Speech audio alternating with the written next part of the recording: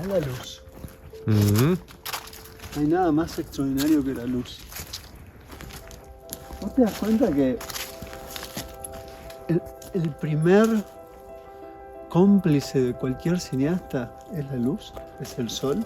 Mm. No hay nada más cósmico que eso, en un sentido. Físicamente, digamos, ¿no? ¿No es lo que es? Estamos en los estudios Close to the Edge. Close to the Edge from Hamburg. No.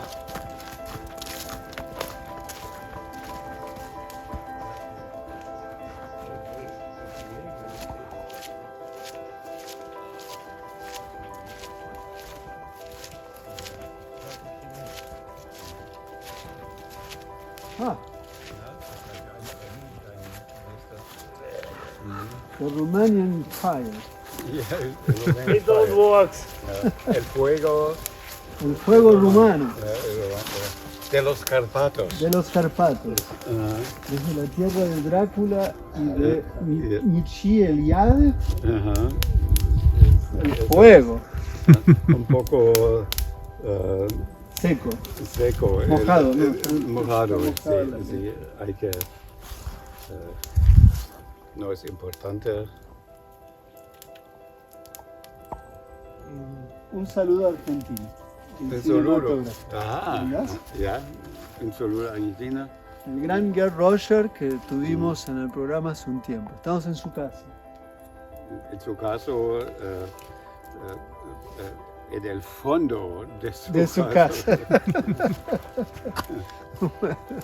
Sigamos. Bueno, Sí, nos vemos. nos vemos. Chao. Chao. Chao, amigo rumano.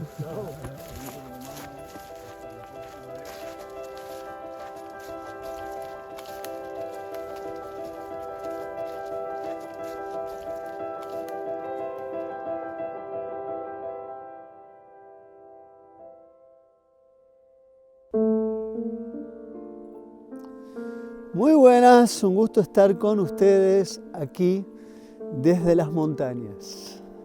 Esto merece una explicación. Quien está detrás de cámara es Philip Hartman, que en realidad es un cineasta extraordinario. Tenerlo como persona televisiva es medio como una vergüenza. Pero en este lugar, acá, mirá lo que es esto. Mirá ahí. Mirá ahí. Es extraordinario este lugar. Bueno, yo una vez vine aquí y cuando me fui de aquí pensé que había estado en un lugar de montañas. Y una vez estaba en una entrevista en Buenos Aires, porque acá vive Gerd Roger, cineasta alemán, profesor de Philip Hartman. En un ratito le vamos a pedir que nos mande un saludo. Y lo tuvimos en el cinematógrafo. La cuestión es que cuando yo estuve aquí, en vez de ver árbol, vi montañas. Esto terminó siendo una película que se estrena ahora en el Festival Internacional de Cine de Lisboa, Doc Lisboa, en el que Philip está detrás de cámara y yo estoy delante de cámara. Pero todo nació aquí. Y justo hoy que estamos aquí, las montañas que no existen pero que son árboles y que yo las veo como montañas, vamos a hablar de una película que se llama Simón de la Montaña. Y junto con eso vamos a hablar de la última película de Almodóvar, La mujer de la otra puerta sería la traducción en español. En realidad, The Room Next Door es el título, no La mujer. Así que de eso vamos a hablar hoy.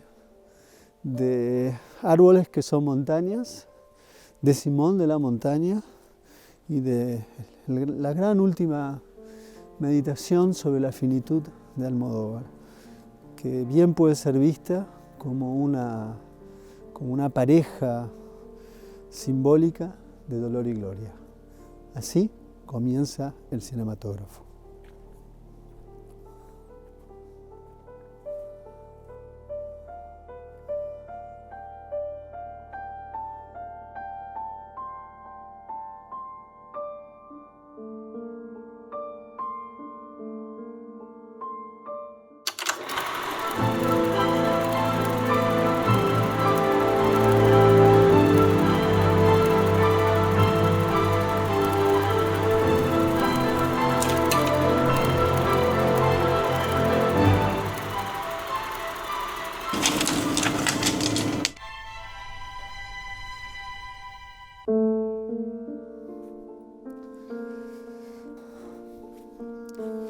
Fernando Luis Tachela comenzó nada más y nada menos que en la Semana de la Crítica en Cannes, y fue la película que ganó. Que gane una película es lo de menos. Lo importante es que es una película buenísima. Se llama Simón de la Montaña. Lorenzo Ferro interpreta un personaje rarísimo. Probablemente es todavía más consagratorio su trabajo que la película que nos dimos cuenta de su talento, que era la precedente película de Luis Ortega, la notable El Ángel. En Simón de la Montaña, cuando empieza, uno casi diría es irreconocible. Pelo corto, gestos misteriosos. Y lo vemos que de alguna manera está en relación con un conjunto de personas en un lugar, la montaña, en una suerte de expedición, y están en riesgo. Algo ha pasado, hay una tormenta, hay una posibilidad la vida está en peligro. Es una instancia notable donde uno se pregunta quiénes son, qué hacen ahí. Claramente los personajes que están alrededor de él son hombres, en realidad chicos y chicas, que pertenecen a una escuela especial. Y simplemente están en riesgo. La pregunta es, ¿qué hace Simón? ¿Qué es Simón? A medida que avanza la película, vamos aprendiendo que Simón no necesariamente debería estar en esa escuela o en ese grupo, y que no tiene un carnet de discapacitado como en un momento aparece en el relato. La pregunta es ¿por qué? ¿Por qué él quiere estar con ellos?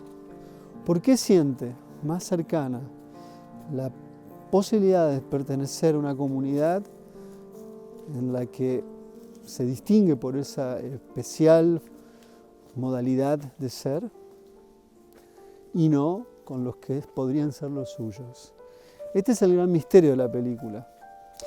No se llega a divisar la razón finalmente, pero mantiene la indagación, la pregunta, la inquietud, y creo que es allí donde la película tiene su mayor fuerza. El trabajo de Ferro es extraordinario porque si uno no lo reconoce, o si uno no supiese que es él, no se sabe bien si lo que vemos o quien interpreta ese personaje se interpreta de tal forma que es parte de esa comunidad o no. Es inquietante en ese sentido. Por otro lado, ¿qué significa la inteligencia? ¿Qué significa las capacidades? La película tampoco hace hincapié en eso, pero deja en claro que es bastante incierto determinar qué es ser inteligente, qué es ser sensible, qué significa estar con otros, o qué significa, que en última instancia es lo que la película trabaja, vivir en una comunidad. Hay una familia, un padre, una madre, hay una relación tensa, padre, madre y él, y hay también un misterio de por qué pasa esto. La película tiene algo que es notable, no solamente los planos y el trabajo, la interpretación absolutamente admirable de Ferro, sino también, y esto es todavía más inquietante, el trabajo notable que implica la dirección de un cineasta que tiene una idea de cine muy clara, que tiene una sensibilidad exquisita, pero que también entiende que el cine no es solamente imagen, sino también sonido. El sonido en la película es decisivo porque hay una relación entre los cambios sonoros y la identidad del personaje. Allí recae en realidad lo más poderoso del film, en ese switch en donde el sonido juega una determinación de la identidad del personaje. Y después hay de todo, hay un momento de suspenso, acaso policial, están los amigos, están las lealtades, está el riesgo, pero es una película inclasificable, Es un drama, sin duda, pero es inclasificable saber qué es lo que uno está viendo. Y está muy bien que una película trabaje sobre una expectativa que no se llega a descifrar. La película se llama Simón de la Montaña. Es de Federico Luis Tacchella, ópera prima. Es una película magnífica.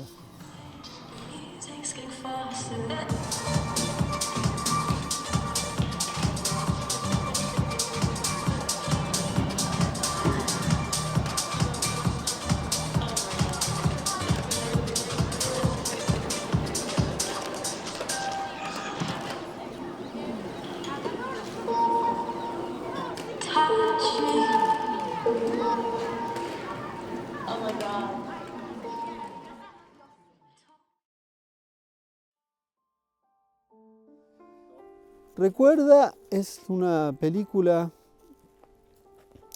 de Melina Terribili. No la habíamos anunciado al inicio, pero la añadimos, porque nos dimos cuenta que podíamos hacerlo. Su papá, Carlos Terribili, fue uno de los grandes dibujantes, muralistas, también pintor, de la Argentina de los 80, 90 en adelante. Murió hace no mucho tiempo atrás.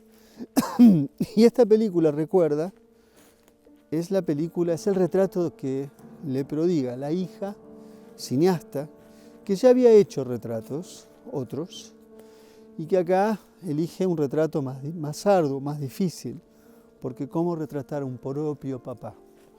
Y a un papá que además sabe hacer retratos. Eso se ve perfectamente en un momento en la película donde el propio Terribili va a Cuba y de pronto lleva un retrato del Che, cuando el Che muere. La película gira en torno a esa dialéctica del recordar, de la memoria, de cómo se constituye la memoria de una familia y cómo una hija, puede filmar, y filmar significa montar la memoria de una familia y la memoria de la propia familia y de la propia vida respecto de un padre que ha tenido, sin duda alguna, una relación intrínseca con la historia de la Argentina. En este sentido, recuerda, no es solamente recordar la vida de un artista, es la vida de un artista que está absolutamente asociada a la historia de la Argentina. En este sentido, hay un momento clave, que es cuando ella filma, o porque hay mucho material filmado por el propio padre, que filmaba con una cámara de aquellas que había en los 80 y los 70, sobre la vida familiar. Y entonces hay un momento que están los registros de cuando se hizo uno de los magníficos murales en la ciudad de Buenos Aires, sobre el ángel, aquella visión y acaso obsesión que tenía en ese momento, a propósito de un programa, Alejandro Dolina. Es una película que también está la relación del papá, de cómo quiere ser también recordado. Entonces hay una especie de lucha en el interior del relato entre cómo él quiere ser filmado y cómo ella lo quiere filmar. Y eso es muy hermoso en la película. Y es una película, como se trata de un retrato, en donde un plano, una composición, tiene una importancia decisiva. Eso se ve en el plano inicial, desde el inicio, donde ya hay una tensión, una fricción amorosa entre el padre que quiere un tipo de retrato y la hija que quizás tiene en mente otro. No significa eso que haya un retrato de fuerzas encontradas, pero no por nada el título en inglés es Dialéctica de la Memoria, no recuerda. Quizás es un mejor título porque la situación dialéctica está entre el deseo del padre y la sensibilidad de la hija.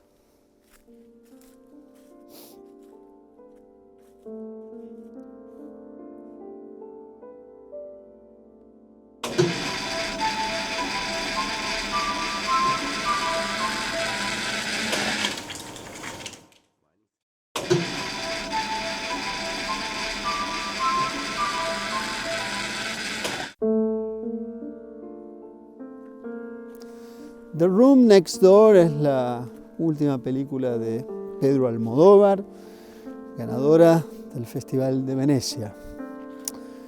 Tilda Swinton en la película interpreta una mujer, una reportera de guerra, que después de mucho tiempo y de mucho andar, con una relación relativamente problemática con su hija, padece un cáncer. Y es un cáncer terminal, hace todo lo que puede hacer, pero como sucede a veces, las vejaciones que implican los tratamientos, llega un momento que se cansa y dice hasta acá. Se encuentra con una amiga, escritora, no se ven hace un tiempo, interpretada por la gran Julianne Moore.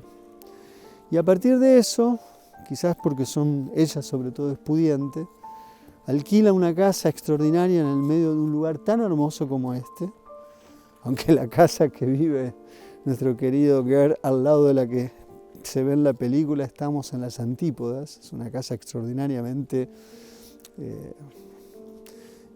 lujosa, hermosamente lujosa.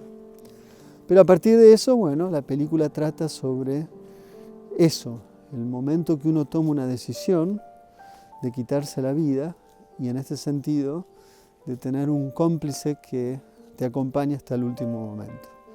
Obviamente estamos frente a una decisión que en los Estados Unidos es ilegal y que eso en algún momento en la película cumple una función narrativa menor. Eso también implica en la película la aparición magnífica de John Turturro, que es un viejo amante de las dos, lo cual es muy hermoso en la película, cómo eso se recuerda y cómo eso se introduce. El personaje de Turturro es quien le advierte al personaje de Julianne Moore de que hay que prepararse, porque es probable que la policía vaya a hacer su investigación. El film trabaja sobre la sensibilidad, pues una sensibilidad exquisita. Almodóvar evidentemente está en un estado de lucidez, de clarividencia, propia de la edad. Yo creo que llega a una determinada edad donde se conquista una suerte de libertad soberana, y eso es un poco lo que se ve en las películas de Almodóvar. No le importa nada. Quiso filmar esto y ahí lo tiene. En este sentido es una película que dialoga con Dolor y Gloria. Es una película que tiene muchísimo que ver con una percepción de la propia vida en general de Almodóvar, la contingencia de estar vivo, la finitud, el hecho de sentir el hecho de que una vida termina, y el derecho de vivir en placer la vida, no dejarse arrastrar por el dolor. En ese sentido la película sostiene un hedonismo lúcido, por decirlo así. El film tiene algo de una riqueza visual absoluta. Los detalles. Hay un cuadro muy importante en la película que no quiero ni decir ni de quién es, ni cómo funciona, pero es un cuadro notable, de una forma notable es apropiada ese cuadro en el film y tiene que ver con el acto final de esa mujer al morir. Hay algo también en relación a un texto de James Joyce que fue llevado al cine y que tiene que ver con la muerte. Es un texto que se llama La muerte. Y ese texto que se llama La muerte está en relación a la nieve. Sería hermoso que en este momento se pudiese caer la nieve y yo recitar lo que se recita en la película en 2 o 3 ocasiones. Pero es una de las cosas más hermosas que tiene la película. Es decir, que hay algo así como un catálogo a lo largo de los distintos momentos de la película de cosas que son excepcionales a la hora de evaluar una vida.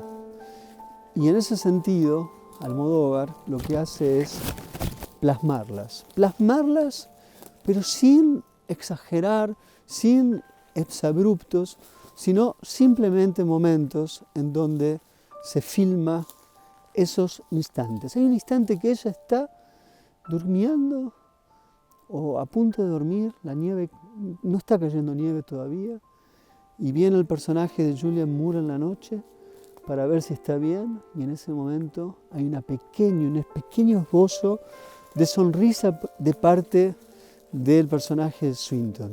De esos gestos, de esos detalles que son realmente mínimos, la película de Almodóvar se sostiene. Y es una de las películas más hermosas que ha hecho Almodóvar, sin duda de las más personales y sin duda también de las más provocadoras, porque sigue habiendo quienes creen que la soberanía de la propia vida no es de aquel o aquella que está vivo, sino de algo que no pertenece a nosotros, sino a algo superior. La realidad es que el cuerpo sufre, y si el cuerpo sufre y no puede sostenerse más en este mundo, ¿por qué no habría entonces alguien de querer o poder abiertamente decir hasta acá? Como lo hizo Godard. Bueno, es por aquí donde va la película de Almodóvar, que es una película verdaderamente magnífica.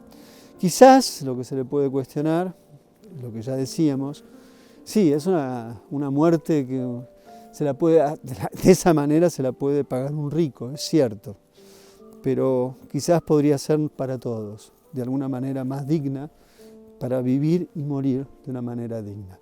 La película se llama The Room Next Door. Es la última película de Pedro Almodóvar. Está Julianne Moore, está haciendo Tilda Swinton, John Turturro. Y es una película maravillosa.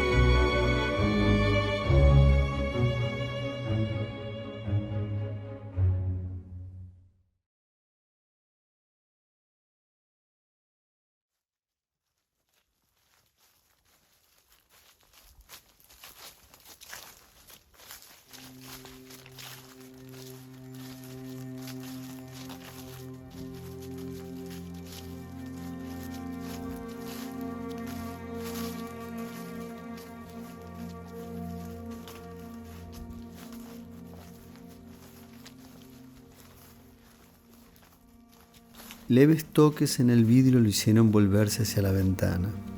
De nuevo nevaba. Soñoliento vio cómo los copos, de plata y de sombras, caían oblicuos hacia las luces. Había llegado la hora de variar su rumbo al poniente. Sí, los diarios estaban en lo cierto. Nevaba en toda Irlanda. Caía nieve en cada zona de la oscura planicie central y en las colinas calvas. Caía suave sobre el mégano de Allen y, más al oeste, suave caía sobre las sombrías, sediciosas aguas de Shannon. Caía, así, en todo el desolado cementerio de la loma donde yacía Michael Furey, muerto. Reposaba, espesa al azar, sobre una cruz corva y sobre una losa, sobre las lanzas de la cancela y sobre las espinas yermas. Su alma caía lenta en la duerme vela al oír caer la nieve leve sobre el universo y caer leve la nieve, como el descenso de su último caso, sobre todos los vivos y sobre todos los muertos.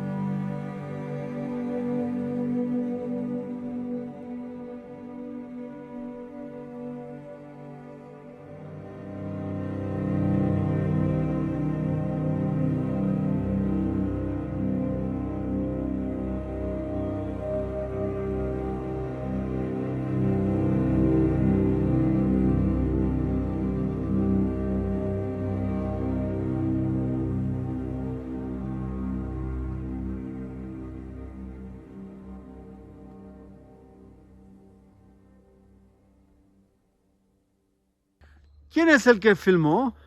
Philip Hartman. El gran Philip Hartman. Ladies and gentlemen. En la montaña. En la montaña.